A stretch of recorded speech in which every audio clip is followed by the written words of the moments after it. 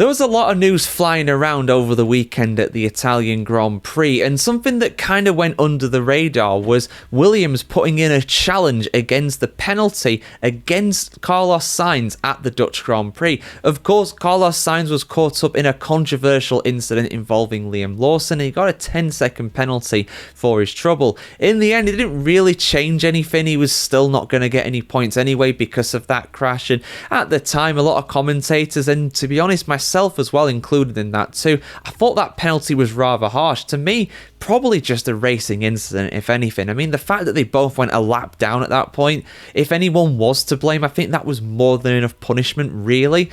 But Williams have challenged that decision, which is a bit strange because normally these challenges come in pretty much straight away, but I think this actually came through on Friday or Saturday or something like that. It was a bit strange how it was so late. But now Williams have explained why they put this challenge in so late. Let's have a look why here on the F1Chronicle.com as always, guys. Williams team boss James Vowels has explained why the team waited until the end of the 96-hour deadline to file a right of review against Carlos Sainz's penalty at the Dutch Grand Prix. Sainz was handed a 10-second penalty and 2 penalty points. 2 penalty points for that. You're having a laugh, FIA. On his licence for colliding with Racing Bulls driver Liam Lawson at Zandvoort. Williams subsequently filed for a review, and the FIA has confirmed a hearing will take place on Friday the 12th of September, the day that I'm recording this, the day that you will probably see this, unless you see it the day after maybe, with both teams invited to present their cases. Speaking in his regular Vowels verdict debrief, great name, Vowels outlined the reasons behind the timing, saying, quote, "The decision to do a right of review actually took place on the Monday. I wanted to make sure we reflected on it on the Sunday, not overreact, but rather look back through the footage on Monday, have a chat with Carlos before making a decision to go ahead. You need information effectively that wasn't available to the stewards at the time of the decision, and that information has to be new and it has to be significant. Onboard footage, helicopter footage, other angles, all of that was available to the stewards at the time, and therefore doesn't comply with the requirement," end quote. Yeah, I remember it was strange because we didn't see the onboard from Sainz's car.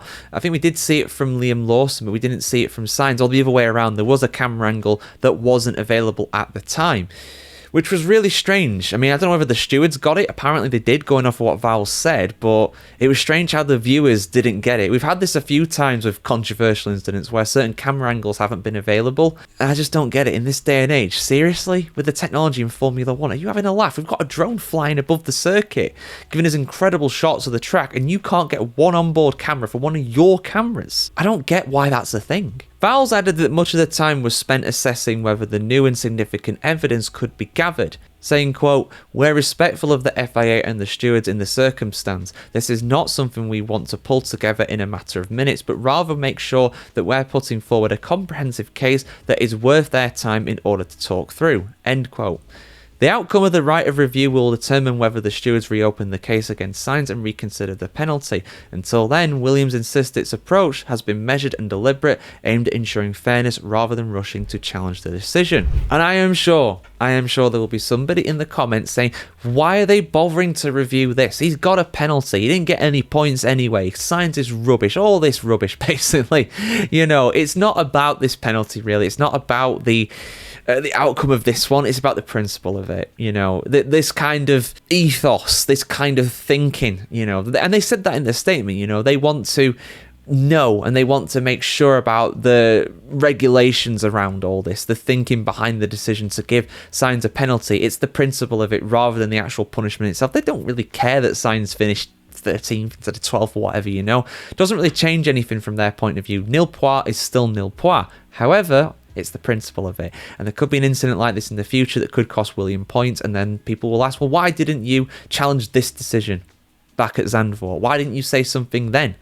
So they're saying something. So any kind of update, guys, I will bring you it here on the channel. As always, have a fantastic day wherever you're in the world today. It's weird not having F1 back this weekend, but hey, we got Baku next weekend, of course, to look forward to.